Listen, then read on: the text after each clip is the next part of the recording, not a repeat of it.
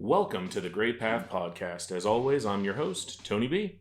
Today we are filming on location at the Sentinels Keep Gaming Society here in, I guess technically you can call it Johnstown, with a good friend of mine, Lou, seasoned Dungeons & Dragons player. And today we're going to talk about D&D. We're going to talk about D&D, tabletop role-playing games, and how it really helps people connect to the world. So I'm just going to go ahead and let Lou introduce himself. Who are you? Why are you here? Well, as you said, I'm Lou. I've probably been gaming since I was 12 years old with Dungeons & Dragons. Played every edition that's come out. I'm one of the ones that actually liked 4th edition, believe it or not. We all can't be perfect. Yeah, well. But yeah, and since we're talking about D&D, I'm probably the guy to talk to, So we're here at the Keep, which is kind of your brainchild, right? Yeah. I think we've been open for we've been together for about 5 years. Me and a bunch of people decided, hey, let's try to cut costs and make a club, share expenses. And it just kind of blew up. We now run at some different gaming conventions, and we have our own game days. We actually ran our own gaming convention in Johnstown a couple years back. It was pretty exciting stuff. Awesome. And that's actually how I met Lou. I went to like a board game day, I think it was, up at a local library. And I came with my Starfinder stuff and just happened to be, I kind of posted up. And Lou and a few others that we know from the Keep kind of came over, introduced themselves. We started talking. There wasn't a whole lot of players that showed up, so they decided to jump into my campaign, and the rest is history.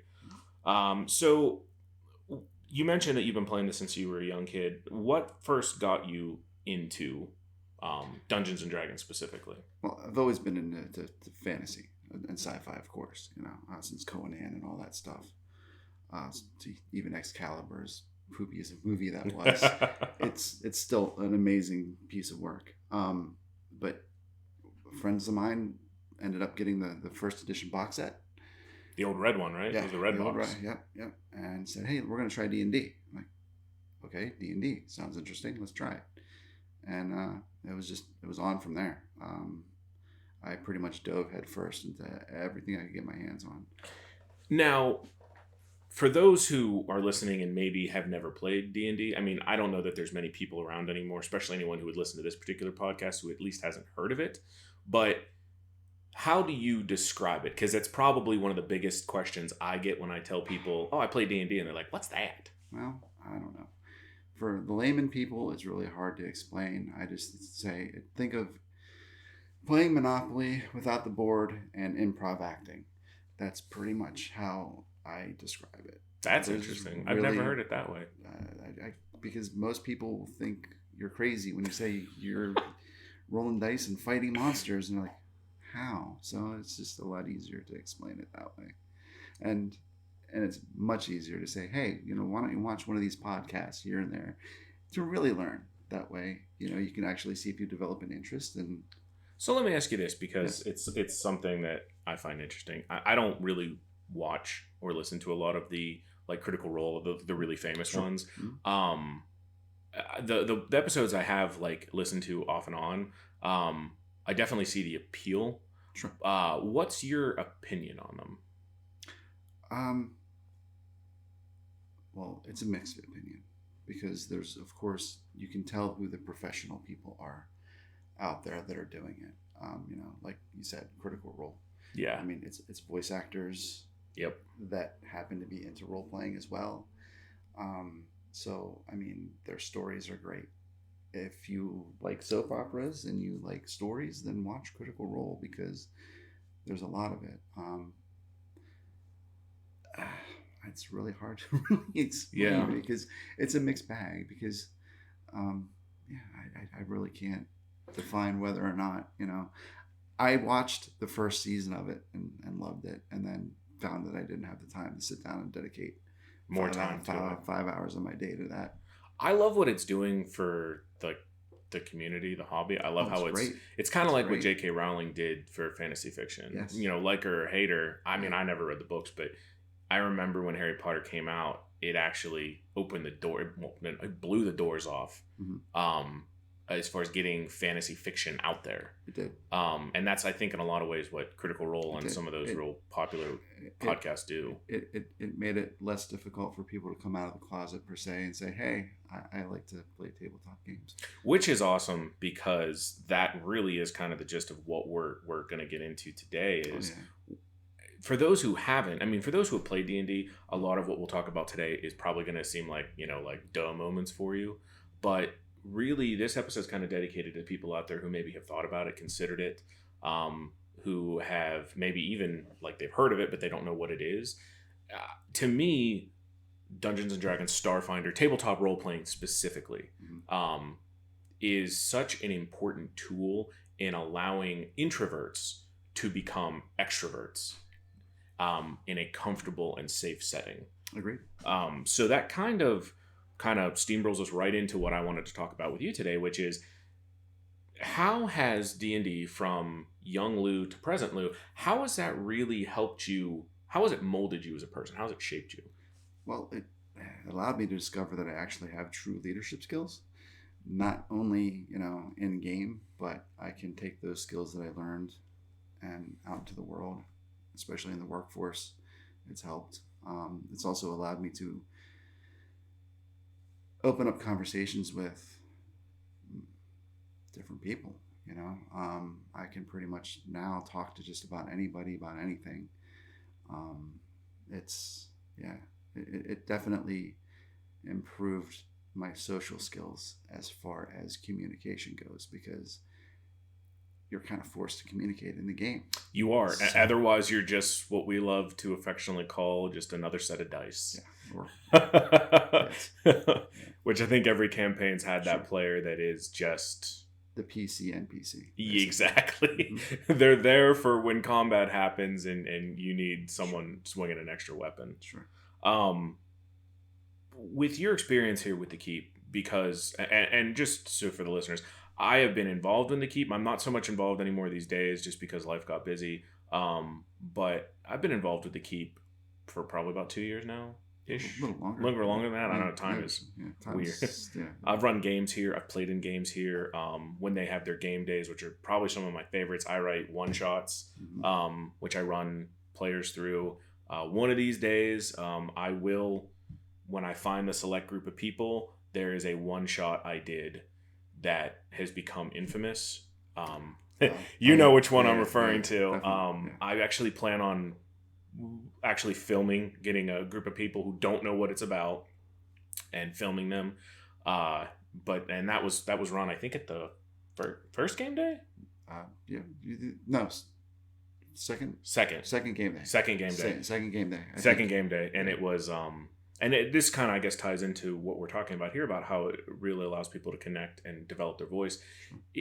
When you're in a good campaign, when you're playing tabletop role-playing, and again, for people who don't understand what it is, let me and Lou here, let us explain to you what it is. So a typical game is set up in a place just like this. A room with a table and some chairs. That's it. You need... at minimum one book.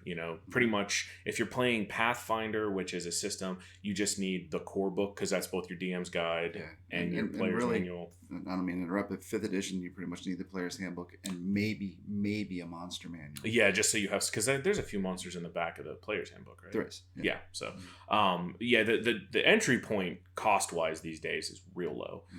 So you just need a table, a chair, a few chairs, some friends, and dice. Well, you don't even need dice anymore, because most... cell phones, you can just get a dice roller on your phone. Yep. Yeah, so you start with those basic materials, and from it, it's an infinite world of possibilities. One player plays what I guess is now called the GM. It will always be the DM to me, right, sure. Which used to stand, who is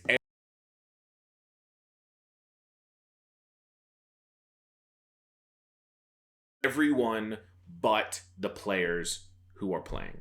So if this were a video game, your GM is every creature you encounter, every person you encounter, determines the weather, the setting, the ambiance, all of it. They are the book. They're the storyteller. Yeah, and you're the characters in the book. Yep. And then if you're playing, you get to create a character, and this is where the power of tabletop role playing, in my opinion, really comes into play. To me, Nice.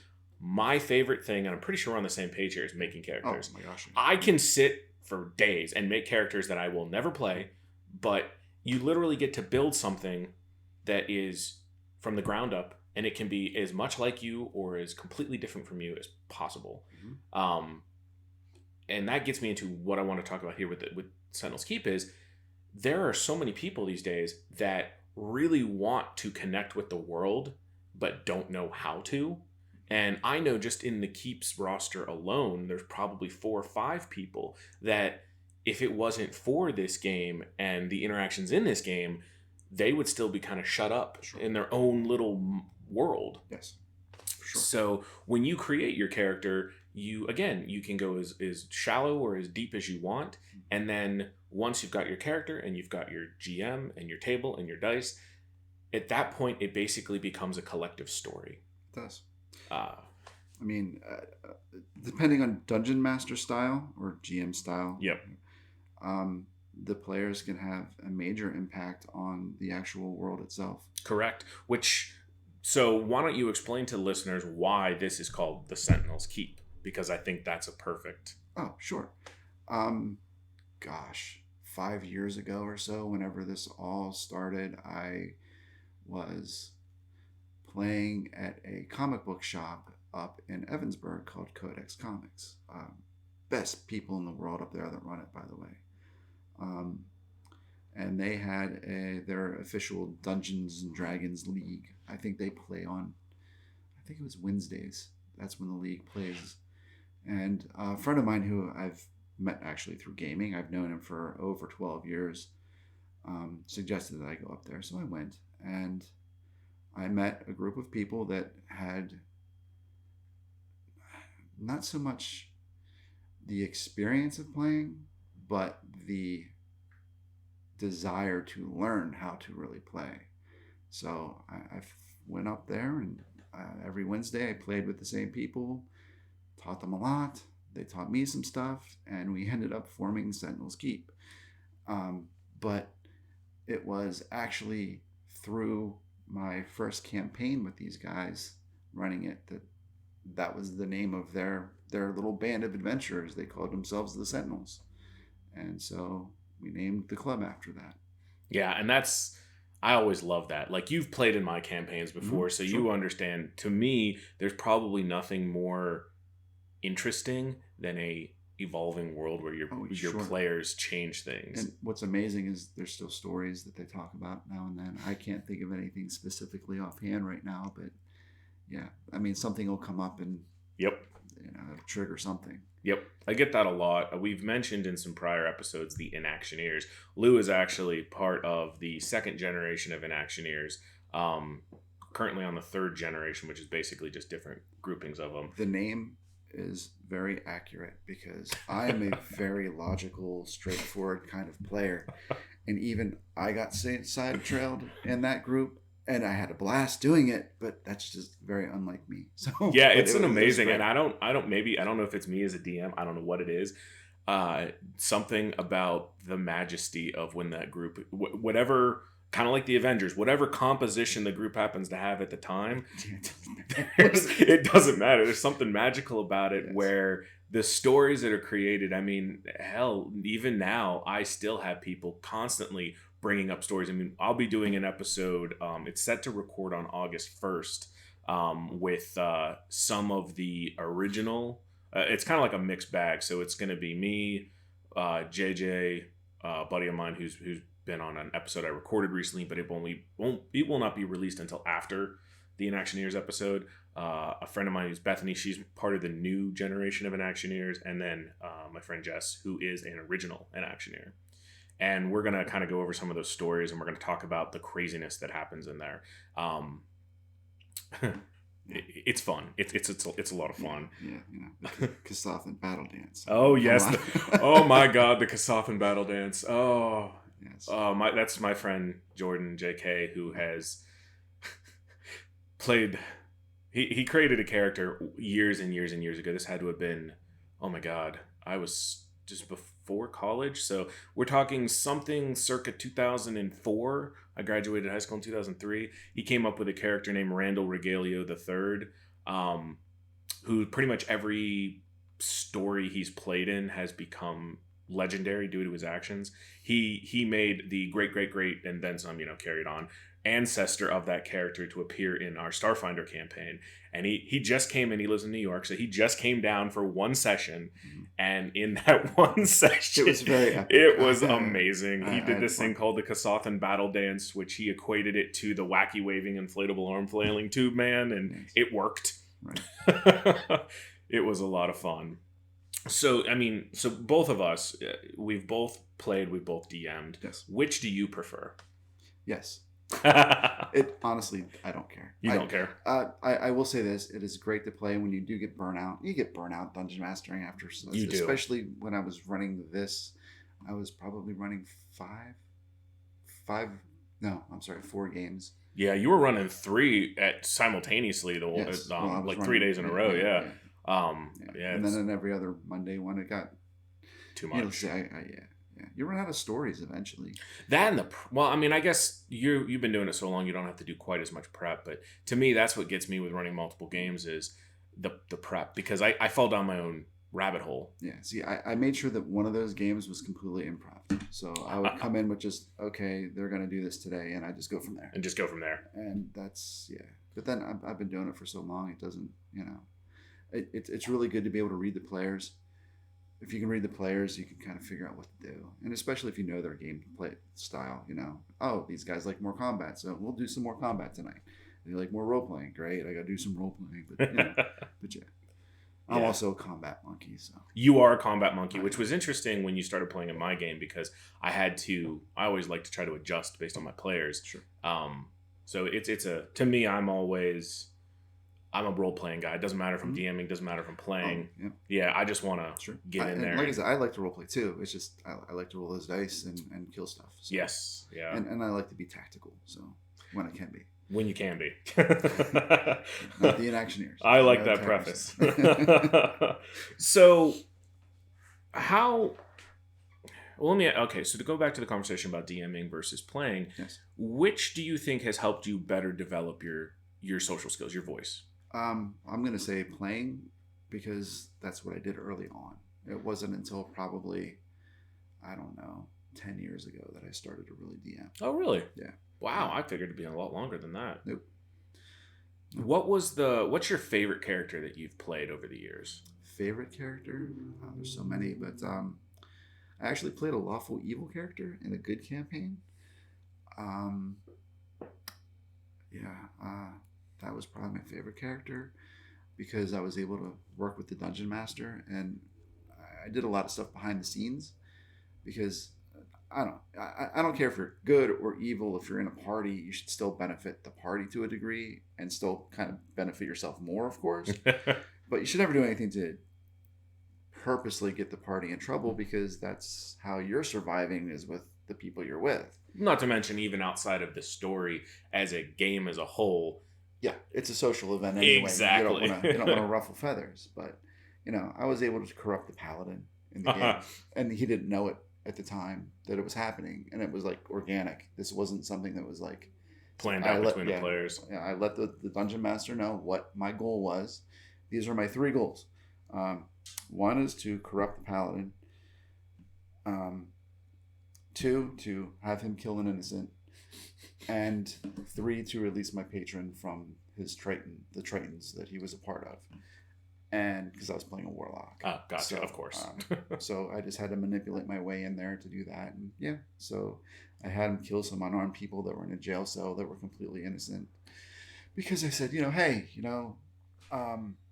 they're just going to slowly die and suffer anyway. You might as well just end their lives quickly. So, yeah. I mean, there was more to it than just that. But. Just out of curiosity, which edition was this? 5th. Okay. Yeah. I was going to say, if this was old school 2nd edition, man, corrupting a paladin has some problems. These were like personal. That, I mean, you can do it, but I feel bad for the paladins that get corrupted in the old editions. Yeah, he just went from... he just switched basically paths. He went to vengeance instead of whatever he was originally. Gotcha.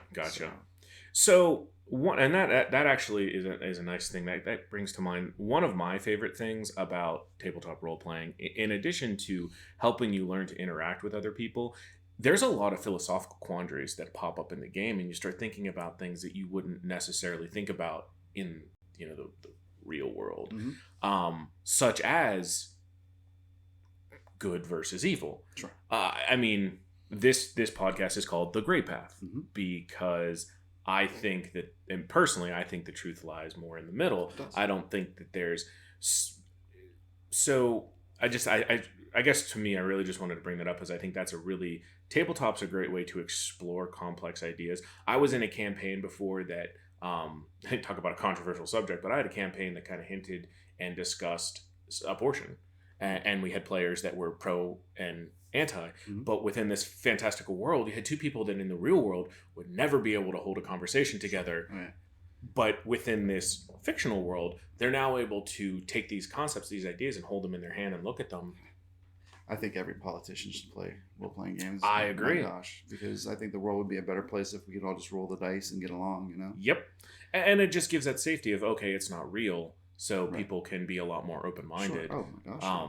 Which I think it's fantastic. Therapeutic. It really is. And actually, it's funny you bring that up because there's two things that you've mentioned so far that I wanted to discuss. We'll get into this one right now, which is role-playing obviously is a therapeutic tool. It is. But role playing in the context that we're talking about it is actually becoming more of a prominent tool. Sure. They're starting to use things like this, therapists and stuff are starting to Social tell anxiety and yeah stuff. Sure. to go Yes. and be in these types of settings with people that you're comfortable with because it helps you develop and those it's great for skills. kids because guess what? We're playing a game. Exactly. I mean, one of the members of the Keep, Jess, she actually has run a game for kids with or did she run it or she had plans to run it? She had plans. She had plans to run it. She hasn't run it yet. We have one, Shannon, who's autistic, Uh-huh. that had a group come in that were all That's who I'm thinking of, Shannon. Neurodiverse. Yes. And it worked really well until, unfortunately, COVID. Yeah, well, And COVID. then that kind of, COVID kind of messed everything Yeah, up. COVID kind of screwed everything up. Yeah. But yeah, that's a perfect example there. That's who I was thinking of with Shannon. Mhm. She was putting together a group for that, and I thought that was And brilliant. She's wonderful. Yeah. She's like wonderful. She's glad to have her in the club. She's wonderful. And that's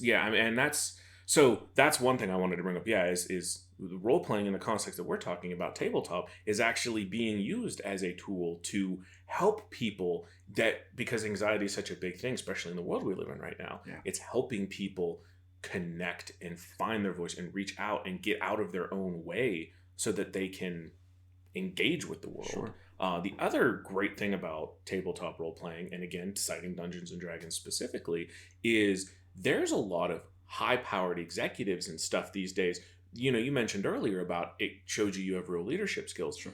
Yeah, they use it for team building. Yeah, it's team exercises. building now. Like that's something you can legitimately put on your resume now. Yes. Like, you'd have said that a decade ago, people would have laughed you out of the room. Yeah. It's legitimate, and because it actually does. It does. If you can run a group of 5 strong-willed, short attention span adults, then you can very well lead a group of people in the real world. Yeah, if you can herd kittens, you can. That's essentially what it is. Herding kittens who like to burn everything down in the town. Yes. So, so we're going to stick to D&D for this. Sure. Which class, and I guess let me preface this real quick. So again, for people, sorry, this episode is very geared towards people who know what D&D is, but for those who don't, in Dungeons and Dragons, when you're a player, you choose a class. Now, I'm not going to go over I all. prefer high class. I'm low class. You've seen my campaigns. Anyway, you choose a class, which is essentially kind of like your job, for lack of a better term. And there's a lot. The current edition of D&D 5th edition has tons and tons of them. But your typical ones, if you want to go back to the base 3, were fighter, magic user, and thief. Sure, we'll go with that. Yeah, so of the 3, if you will, or you know what, even without, because we can explain if it's another one, what class do you yourself personally identify with? Personally, like if because I mean I know you've had these conversations, we all have. I kind of the bartender because in real The life tavern. Do you constantly no, walk around because every cleaning a barkeep in glass, every campaign is cleaning glass? but I spit on it, and then that's no. Honestly, spellcasters. Spellcasters in general. Yeah. Why? Um, Mind you, when I was younger, just getting into the game, just give me a sword and let me smack some stuff around. With spellcasters, there's a lot more versatility. You can kind of either sit back and control or do damage or whatever. Basically, because of the groups I've been in, I've had to usually adapt to what they need, and the spellcasters are pretty much what's the most adaptable. And that does make sense as an answer for you, because every time you play in one of my campaigns, the very first question you ask is, what does the party need? Mm-hmm. Like literally, I mean, I could set my watch by it. The first question you will ask is, what does the party need? Mm-hmm. And it makes sense, knowing you as I do as a person. You're very adaptable. Mm-hmm. Perfect. I guess I'm going to aim that question at myself as well. To me, of course, it's the bard. Mm-hmm. So what a bard is, bard cam, of course, is not one of the base three we just talked about. The bard is the jack of all trades, master of none. Common day bards are considered more musical, which they're considered support class nowadays. Yeah, and you constantly see them with a musical element. I don't really have any musical talents, but I have the charisma, the charm, and I kind of dabble. They have a little bit of spell casting. They can steal a little bit of the rogue's abilities, a little bit of the fighter's abilities. Mm-hmm. That's always kind of been my thing. Is I try to be that person who sits in the middle and kind of has a little bit of each. So at this point, I kind of went through everything that I wanted to talk about. Anything you want to go over as far as the D&D and stuff is concerned? Just that, like I said, that we've been talking about, and we're just going to keep hitting that hammer or nail on the head, I guess. But it's an amazing system, tabletop in general, for people to get into that have issues or want an outlet. The people that don't necessarily want to go out to the bars and drink, it's, you're still socially gathering with people and having a good time. And some campaigns you're drinking. But it's also a really good way to let out your aggression in a healthy way. Yes. Because you can do at the table what you could never do in real life. And it's like I said, it is very helpful in some aspects. It is the ultimate empowerment fantasy. Sure. It really is. And to kind of play off, or to build upon what you talked about with the aggression, I'm thinking, and I don't know names or anything, but I'm actually thinking that I had a particular player in one of my campaigns before who, outside of the table, I don't know that I could necessarily talk to this person because they were very confrontational. Everything was a fight with them. If you liked vanilla, they went for chocolate. If you liked chocolate, they went for vanilla. It didn't matter what it was. Sure. And it was interesting because this was a very angry individual. You could tell just talking to this person outside of the table. Lots of anger, lots of angst. And at the table, they were able to use that anger, but you could tell they were getting it out in the way they played their character and the way that they were focused on combat. But they were able to do it in a way that, as a group, as a whole, we found it comical and amusing and supportive. Mm-hmm. Where if this would have been, 5 feet on the other side of that wall over there, people would have just told him to go fuck himself. And that'd have been the end of it. So I guess what Lou's saying and what I'm agreeing with is it's a game for everybody. It is. There's really no, the jocks, the hipsters, doesn't matter what category you self-identify with. Mm-hmm. There's a place for you in this world. Oh, yeah. I've played with everybody from doctors to football players to you name it. I mean, look at all the celebrities that play. I mean, Vin Diesel wrote the foreword to 5th edition, I think. If you look I think it was 5th. Yeah, I think it was 5th. He wrote the foreword to it. Okay. Yeah. And then there's, I can never pronounce his last name. Joe DiMaggio.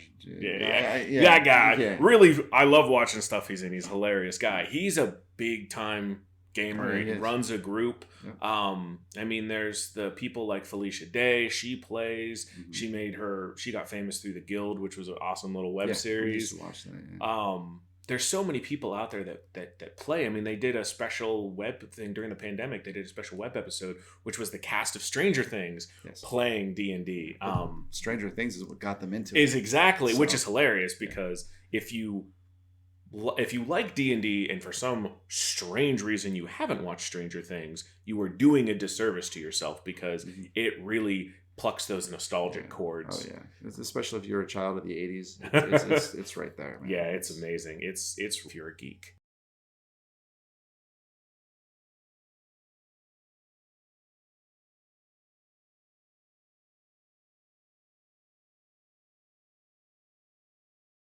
Oh yeah, sure it is. Because Sure. we went from being in the basement where Satanic Panic. oh my god, I wasn't alive. Well, I think I was was. alive, but I was very young at the time. Yeah, where D&D is the devil. I feel bad. I mean, my father burnt all my first edition. Oh, that's money. Yeah, That's just burning yeah, money. I actually yeah. still have some first edition stuff. They are not in the greatest condition, but Yeah. yellowed pages, but they're still intact. So okay, we're gonna go ahead and close this up, but I always close it up with the same two questions. So I'm gonna shoot them towards you. Just give me your honest answers. So first question, you Lou, if you could go back to any version of yourself in your past who was going through a hard time, with the knowledge and the wisdom and the hindsight that you now possess, what would you tell them? Invest in Apple stock. That's probably what I'd tell them. Fair enough. Fair enough.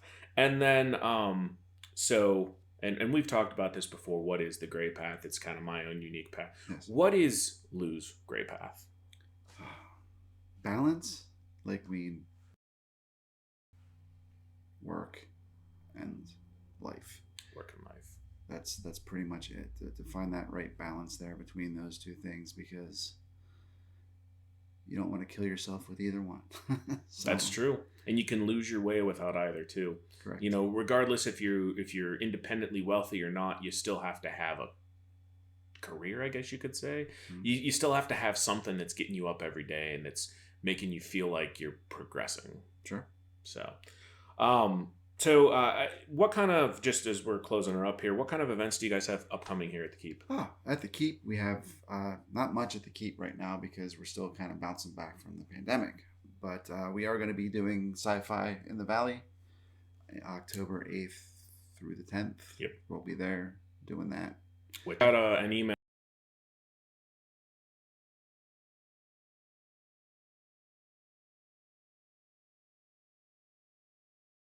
saying, because I'm doing MementoCon the month before, and Casey's the promoter.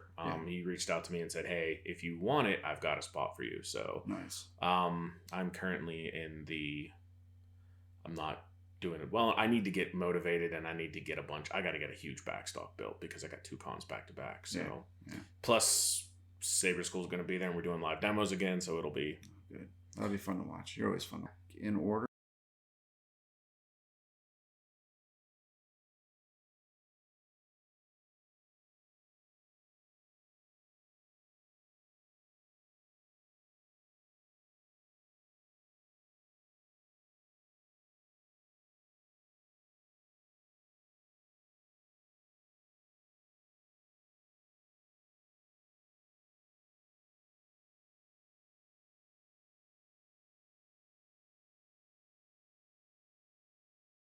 So come find us, reach out. awesome. We're And if you have a hard time finding them, or if you have any questions, feel free to reach out to me. I'm everywhere, so you can find me on Instagram. You can find me on Facebook. I've got my YouTube channel. It's The Grey Path, GREY. If you haven't, please please go to the Facebook page. Please give it a like. If you're watching on YouTube, just so you guys know, in addition to the video, copies or video versions of these episodes, I will start hopefully in the next couple weeks, month or 2 at the latest. I'm gonna actually start bringing over some of the Saber School content to the Grey Path YouTube page. If you've been on the YouTube page at all, you'll notice that the podcast episodes have gone into their own playlist now. I'm gonna start bringing over some Saber School content because I think it's important. I think it kind of adds to what the Grey Path is. So there's going to be a playlist for that. And then eventually, and likely it'll be a partnership with Lou here, or he's going to be involved in it.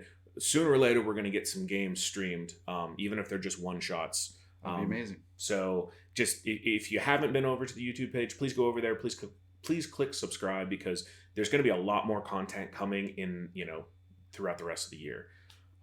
So, I mean, thank you guys very much for taking the time to listen today. Do please reach out to me. I'm happily connect you over to Lou, or connect you over to the Sentinels Keep. If you are even thinking about playing, if you have any questions, let me know. I've been playing a long time. I've been playing a lot of different systems. I'm happy to, answer your questions. New players are always fun. Yes, they are. Yes, they are. I've got one in the current gen of Enactioneers. She's brand new. And she spent most of the last few episodes last few sessions laughing hysterically. But that's always a good sign, I think. It is. Definitely. All right. Well, thanks, Lou, for taking time out of your day Thank you. for doing this. I appreciate it. And you all be safe out there.